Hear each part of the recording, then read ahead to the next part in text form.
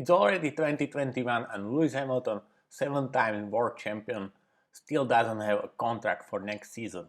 Yes, everybody's sort of expecting that he will be driving for Mercedes next to Valtteri Bottas, but we are still without official confirmation. Why did he not sign new contract yet? In middle of last year, there was a big talks about Toto Wolff. We were talking about him leaving Mercedes maybe, but his contract is now prolonged for 3 more years. And after that, Hamilton didn't want to negotiate because Black Lives Matter protests in USA and coronavirus and people losing jobs. But but now it's January, yeah, 1 month until car reveals, drivers posting about seat fittings all the time, everybody working on simulators today. So something is clearly very wrong for Hamilton and Mercedes. What the hell is happening? Lewis is 7-time world champion and most successful driver of current F1 era. So his salary was about 35, maybe $40 million per year.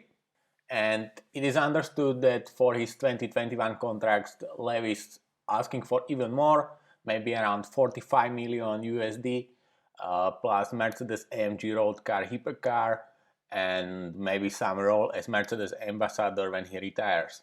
So 45 million per year. It is justified. Maybe it is. He is 7-time world champion, and he is like in every job you're getting promotion to the career and bigger salary each year with same company. Yes, so justify from Louis' point of view. But for Mercedes, no way. 45 million, hell no. Problem is that Mercedes has a superior car. Yes, let's face it. In 2021, it should be another almost free title for Mercedes. Free in constructors and free in drivers, yeah? The car should be so good that even Bottas can win the title for Mercedes. Or, as we saw in Sakir, very likely George Russell could win the title in that car. So in some way, to clinch another title, Hamilton needs Mercedes, not Mercedes Hamilton. And 45 million? The problem is that Bottas' salary may be around 8 million and Russell in Mercedes maybe 2 million a year or 5 or maybe 10, so almost anybody can win in that car. And Hamilton is superstar, yes, but 45 million versus 5 or 3 or 10 million for anybody else, it just doesn't make any sense to throw away 35 million from the window to get same result with Russell maybe. And it's not on Hamilton or even Toto Wolff. Somewhere in Germany there is boss of Mercedes or Daimler Group, the big company, looking on bank account and asking, are you fell on your heads, everybody? We will not paying 45 million. And then the guy from Mercedes is Ola Kalenius, and he's already publicly said that's not gonna happen. He mentioned in coronavirus and job cuts in Mercedes Group, so he will not pay 45 millions for Hamilton. No. So what's gonna happen then? Option 1 is that Hamilton simply must ease from his demands, from 45 million to 30 or maybe even less, maybe 50 million a year. Remember, he needs Mercedes. This year is maybe his last chance to pass Michael Schumacher with 8 titles until new regulations kicks in 2021, and it may shake up the grid and Mercedes maybe not dominate anymore.